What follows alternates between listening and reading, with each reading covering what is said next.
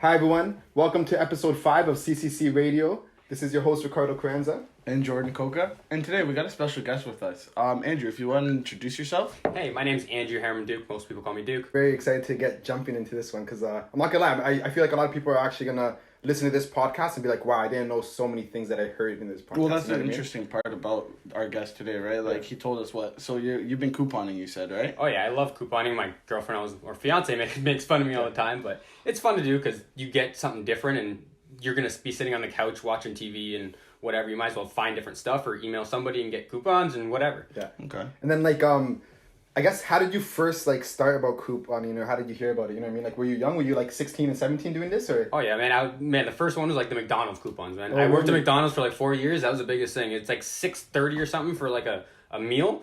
But if you don't have it, it's going to be, $11. Why would I pay $11 when I can pay half the price? Yeah. It makes no sense. And then you have more money in your pocket, and that was the biggest thing. Because when I worked at McDonald's, you got a 50% off code. Yeah. I'd have burgers for, 72 cents. So I'm like, I can't be spending freaking $10 at McDonald's. That's where it kind of got, I can't do that much. Yeah. That's too much. I can spend that somewhere else. And then what's the Harriman saying here? Here's a coupon. Half my meal is free now. Honestly, man, I'm kind of the same way. When it comes to food, if I get a good food coupon, I'll hold on to that for, the whole week, and I'll use it and use it and use it, right? Because, I'm not going to lie, at the end of the day, you know what food is worth, and we pay for, providing that service for other people, right? So, that's where, I guess the inflation on prices, but at the same time, it's you know how cheap it really should be, and it shouldn't be paying that price, so why not use a coupon, right? Oh, yeah. Man, I was doing one thing, it's Little Caesars.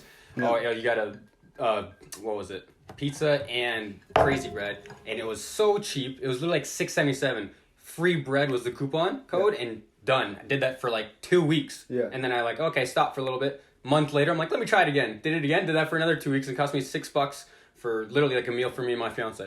So that's how it started, kind of in the food industry, kind of with food coupons, and then after that, you I guess you figured out that everything has a coupon, right? Oh, everything. Yeah. You don't even know. I got dog treats for my dog and did all that, and 2 for 10, and then got a coupon on top of that, price match on top of that. Bro, you can get stuff and it makes it so cheap. $2 for $20 worth of stuff. Yeah, see, that's so smart. Crazy.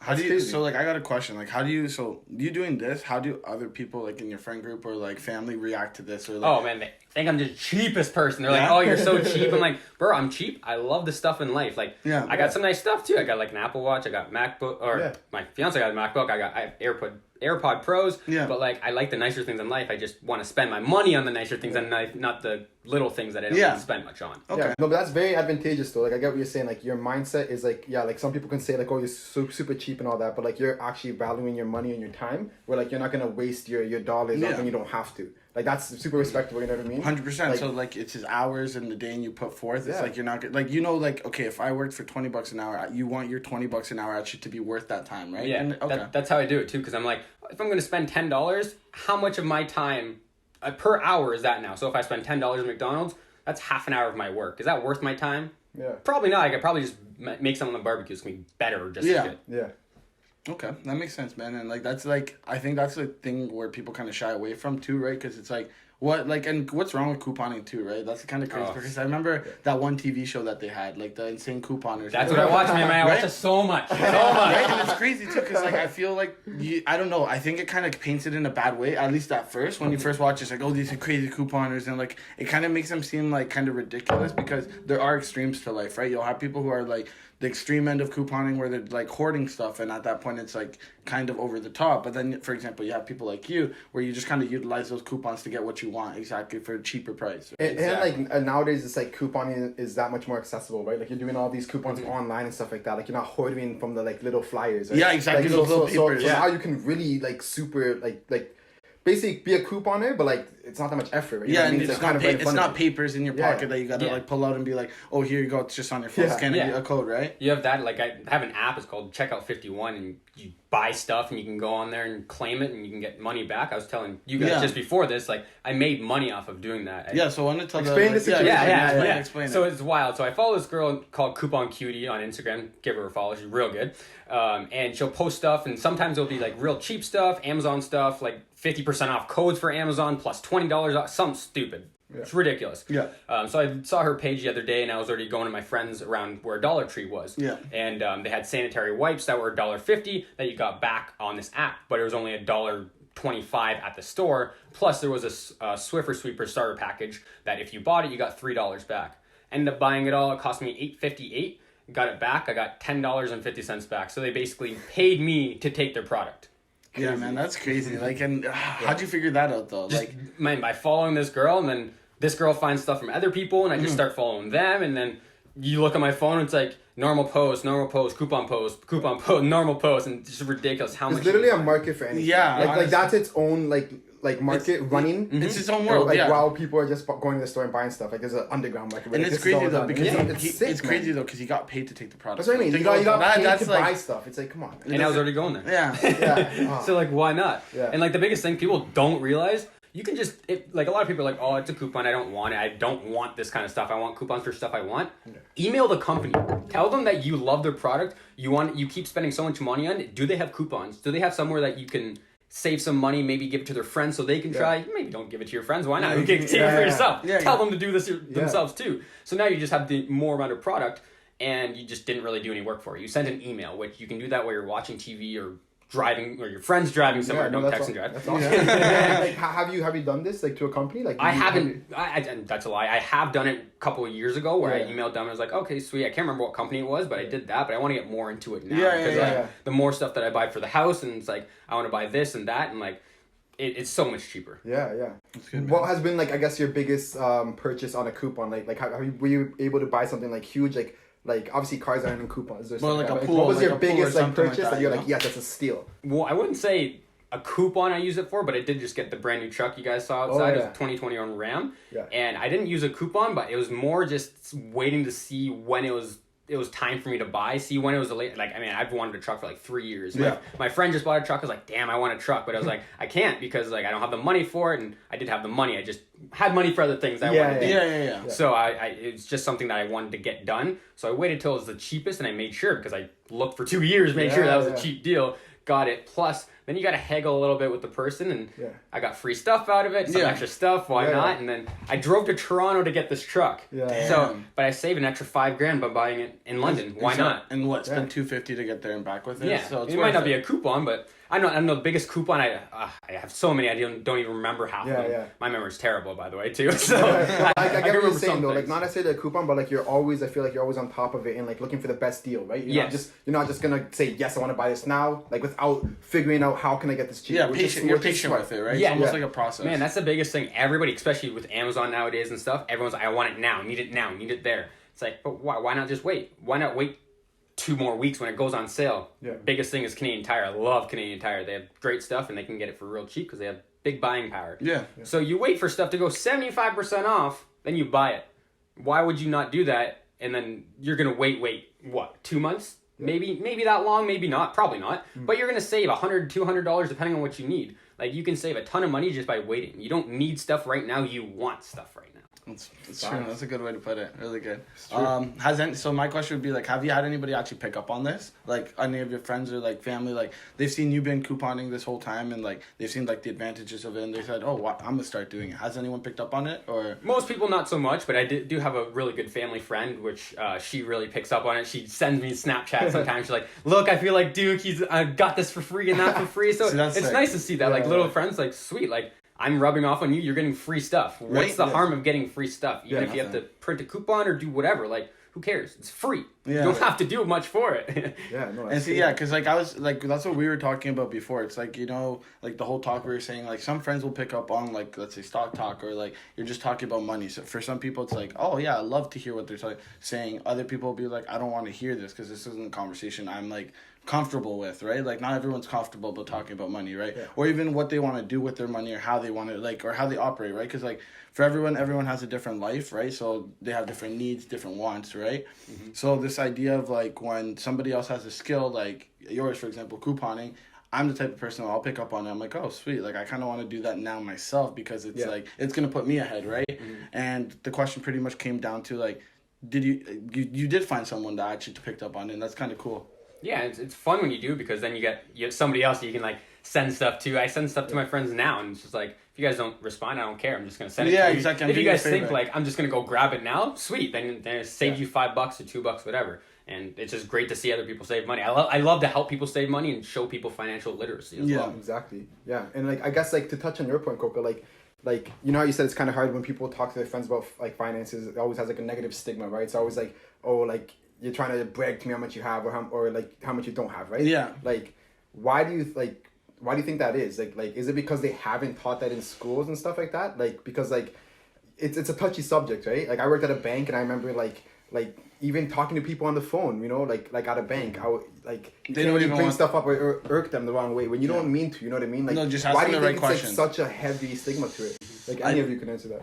I feel like, at least how I think of it from my personal experience at the bank, it was, I think people was like have their guard up on money, because like money is like a personal treasure, right? Like you're taught that like money rules your world and kind of makes you like, you're able to do things because you have money, right? Yeah. So like people kind of like, I feel are like locked into the idea like this is mine, this is like I don't like, this is like, you know when like a dog has their favorite toy and they don't want no one to touch it, they'll growl at you, they'll kind of like almost they'll nip at you, right? And I feel it's like this emotional attachment in that way where it's like, this is my money, like you shouldn't be telling me how I spend it or how I use it, right? And like it can go, I think that's the negative part of it. You just feel that attachment where it's like I'm feeling attacked when you're talking about my money, right? Maybe that's how I feel too sometimes, where like I've had times where like someone will point something out and I'm like, why am I getting so emotional about this, when it's just, I think it's just inherent in myself. It's like, that's mine. I don't want you to talk about it. Yeah. Right. Yeah. Well, it's like it's like your parents kind of like, well, why are you spending money on that? Like you don't need that, right? But like it's your physical want and need, right? And that's why I said earlier, it's like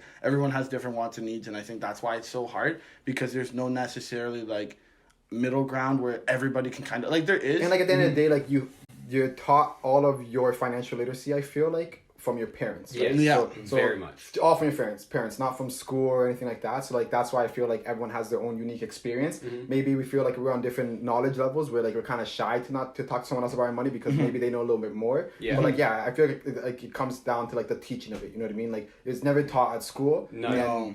You didn't hear anything. And I think a big thing too is like your work. Like, if you think about your parents, they don't tell you really how much they make, and, like, that's not something you talk about. Or what they do with it, right? Because, like, that's a big thing, too. Like, some parents literally, like, they'll get paychecks in and they'll put, like, some in their savings account. Others work week to week, right? But that's, like, it's all personal experience and, like, situation. But I think it's, like, very good for us to know. It's like, oh, okay, I know I'm going to have to pay a car. I know I'm going to have to pay insurance. And then there's also house money. But then if I allocate $250 a week, I can do it I spend it on my kids, right? But like us as kids, we don't really know that. We don't know that they're separating their money just to allow us to have like little things that we want, right? And it's maybe like generational too, right? Like our parents had to teach them about financial literacy. Our parents had to teach them, right? So it's like I hope so at least like we be that generation that like, you know, really teaches them, like, you know what I mean? Like this is credit, this is this. Or hopefully the school system adopts it by the time they're doing that now. Right? They're bringing that in the schools. And that's what we were actually talking about in the car. Yeah, right? Just on the way over here. It's like he's like, what's your thoughts on it? And like I'd rather like kind of get your thoughts on how they're incorporating and then I'll attack it after, right? Yeah. Like I love that they're incorporating stuff. Like as a kid, you know you're not gonna bring in all this stuff. You know you're not gonna have that thing. Like I remember how to do a parallelogram and how to find the area of a parallelogram. Yeah. I didn't give a shit, about anything right now. So like I had no reason for me to know to do an area of a parallelogram other than I'm going to get graded on it. Yeah. Now I remember how to do that. But what if they taught me something financial literacy wise, and I can remember that. I probably won't remember 100% of what they taught me, but I'm going to pick up on some things here and there. Because as a kid, you don't want to be in that course. You don't want to be in school, let alone want to be talking about this. But there's those little things that you're going to hint on and that you're going to find that you're not going to find through your parents or something else. Or you might get it through your parents, but a lot of people don't because of that money issue. And people don't want to talk about money for whatever reason.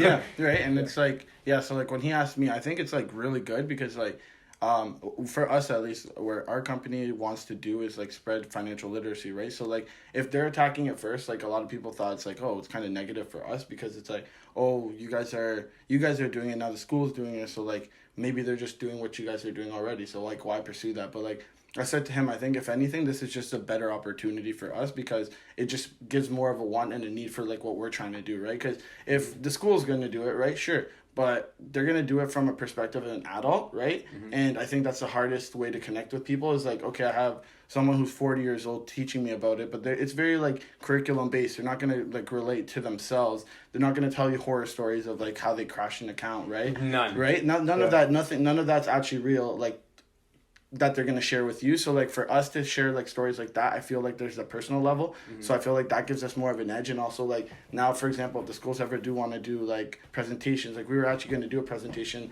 just before all this like pandemic closed down again.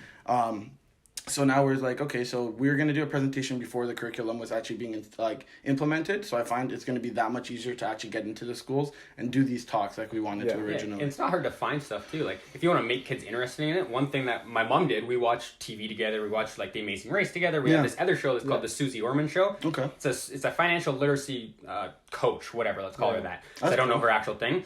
And people call into her show to say, I want to buy this. Give me a score. Can I afford it? So that played around in my head all the time. Like, okay, what score would I give myself? Can I afford this? And I kind of went off hers as well. And you'd see some people who are like, I make $100,000. I have like $70,000 in expenses. Can I afford this? And she'd be like, no, you can't, because they didn't have money put away for if they lose their job, put away for retirement, put away for this. They need to do all that stuff before they can have what they want. Yeah, they need this money for later. You want this stuff now, but you can get it later. And that definitely helps, I guess. Like when you're a young kid watching shows like that with your mom, like you said, like those little, you remember little things from those shows and those classes that like that's what's ringing in your head when you're making a big purchase. You know what I mean? And like to touch on like the Ontario bringing the curriculum to schools, like the first thing I thought when I heard that was like, okay, what is the curriculum? You know what I mean? Because I've read so much about like these curriculums, but the details are so far away from the actual like financial literacy that it's not really financial literacy. It's just like sugar coated,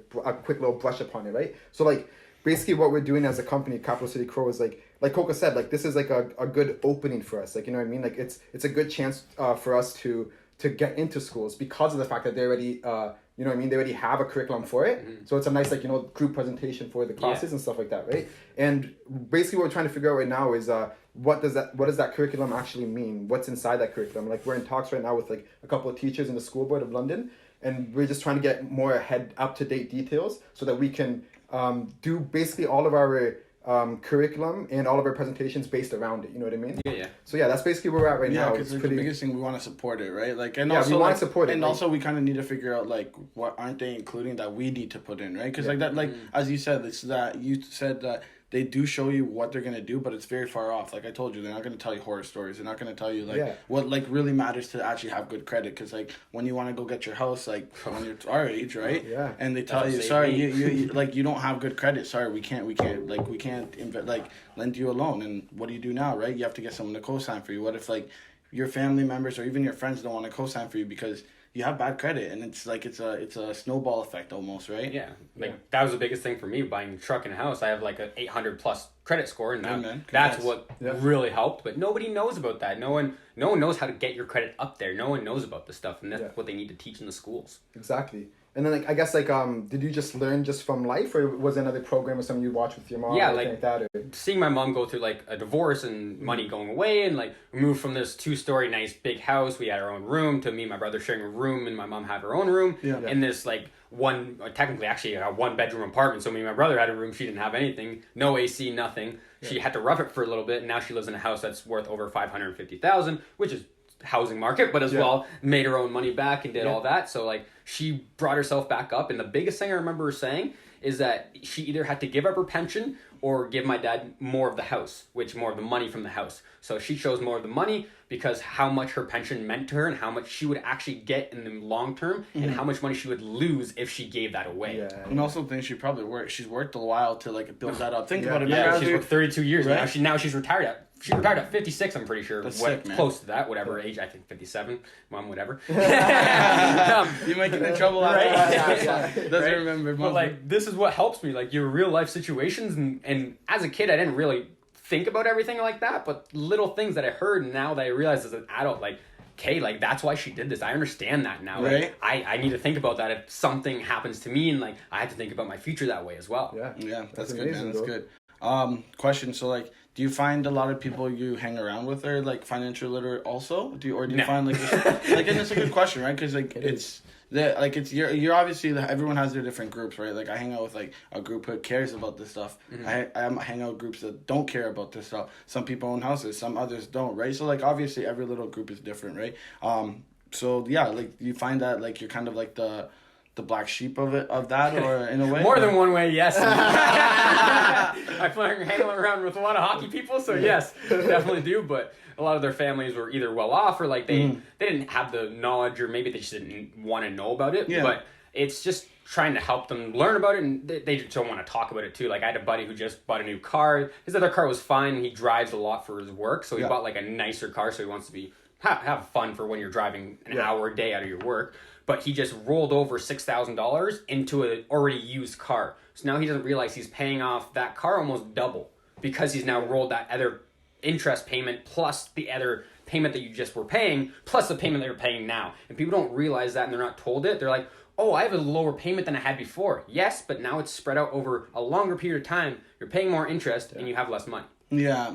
It's because it's just, I feel like it's just like a natural human trait, yo. It's just like consumption, you know what I mean? It's like you just want to be satisfied in the moment, and then like later when you go to bed, like a week later, you're like, should I have done that? Like, right. So it's just like, it's sad because it's such a human trait for us to do that, you know what I mean? But it's like, how else are you supposed to snap it? You have to just sit down and think logically, and have these conversations and actually talk about it. You know what I mean? Because next time I'm gonna purchase, like I've been talking about this so much, I'm always gonna be like, okay, like is this smart? Yes or no? Probably not. Boom. You know what I mean? I remember my one friend told me, like, this is as simple as tattoos, right? Like, when you want a new tattoo, what you're supposed to do is, like, you print out a picture of it, stick it on your wall, and you put it, like, where you can see it every time, like, you get out of bed and you see it. So then that way, it's like, okay, if 2 weeks later, if you're still okay with looking at that picture every day, you're probably okay with getting it on your body, right? So I think it's almost like that same thing as, like, if you really need that, you can wait, and then if that physical desire is deep enough that you need it, you'll go get it. You know what I mean?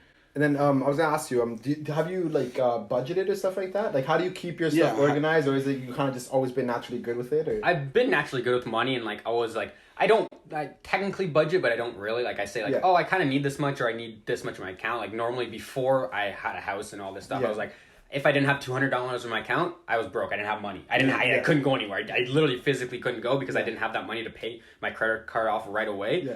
But it's also just getting it down and making sure that you know how much money you're going to be spending and how much you need to have in the end of the day, but also making sure that you pay yourself before you pay other businesses. That's true. Make sure you save money.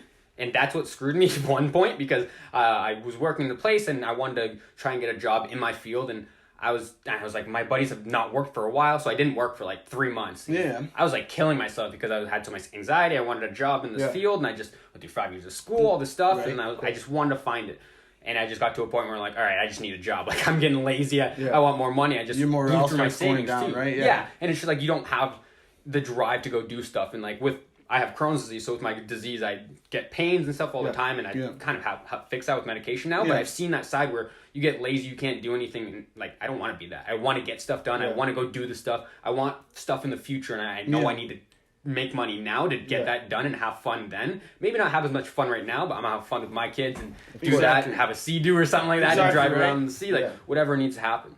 Yeah, that's good, man. No, bro, you definitely have so much like drive in you, bro, and like I could feel like the energy, honestly, though. Like you have like this entrepreneur push that like not many people have. You know what I mean? So like, what other hustles do you have? Like I know you're couponing, making some money. I know you're working, like, but I know you're making money some other way. Like. Oh yeah, well I ref ball hockey and I do that. It's like that's sick. Do that on, like a couple days a week. Yeah, man, I know everybody in the ball hockey community. I played hockey since I was 4. Like I know so many people, and I play it myself. So like people respect me. They know how good I am in it as well. So like. I play with them, and then I'll go ref them, and they'll mouth off to me. I'm like, man, I know how good you are. You couldn't have done that anyways. Like they know that, and they're like, shut up. But like, you have fun all the time. Like it's like, why not? But like, I do that. Like Mackenzie's auction, when the auction first became a thing, not many people knew about it. I'd buy phone cases off there for like 10 otter boxes for like $5. So some might be trash, like have to throw some away. But then those nice ones, I'd sell them for $25, $30, which at the store they're selling for $50.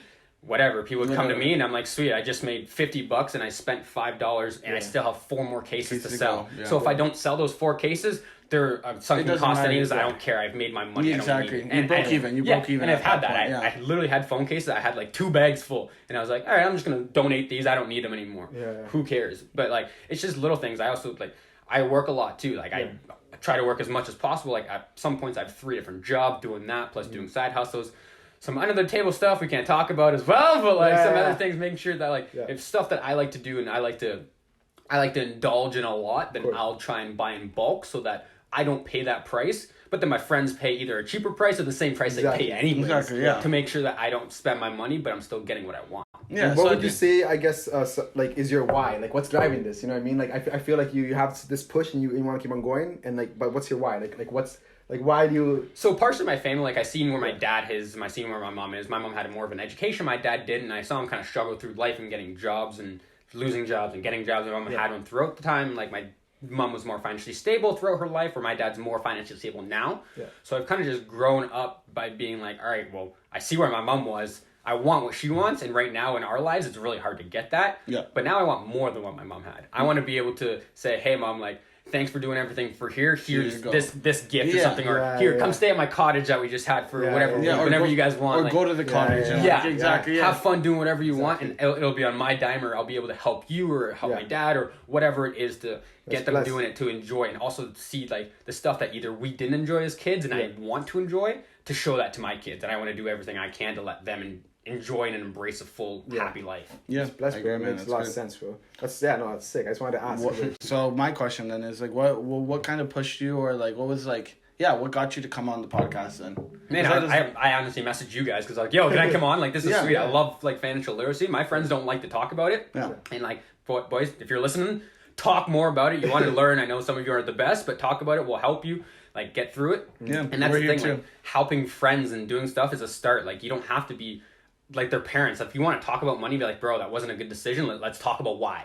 Yeah. Learn that. Yeah. Take criticism. Just because they're your friends doesn't mean that they don't have more knowledge in one area than you don't. Just because maybe I went to school, they didn't. Hell, I don't know half the electricity stuff that my buddies went to school with. Yeah. They're making a ton more money than I am, but I might be more knowledgeable, or I might help them be financially literate and not throw that money that they just made away or something. Realistically though, what are friends for? Like, iron sharpens iron. Yeah, exactly. Like, at the end of the day, like you're making them better, they're making you better, like, and it's not like to, and if they're not like, fight, you know what I mean? It's more just to build one another up and make better decisions together. And I find that's the biggest part too. It's like communication. I bring it up all the time. It's like, if the communication, if you even find in friend groups, it's probably the most skewed and probably the worst thing people have, right? Like, you'll talk about it, like you guys communicate, but like communication, the essence of like when there's an issue, or like there's like you're feeling something and the tough communication. Yeah, like the harder things to talk about, like, which as we said is like money.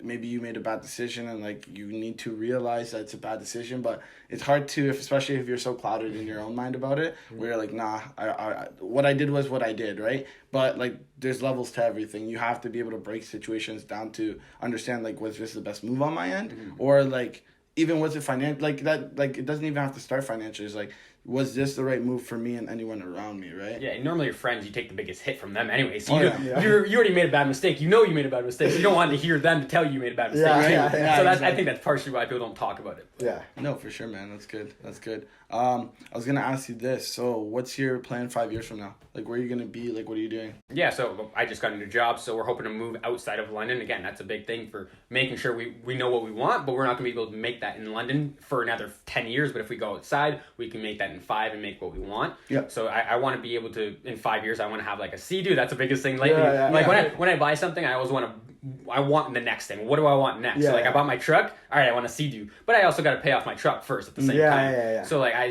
just want to keep doing stuff as much as I can and get myself motivated to get things done. Yeah. Okay, that's good, man. That's good, bro. That's awesome.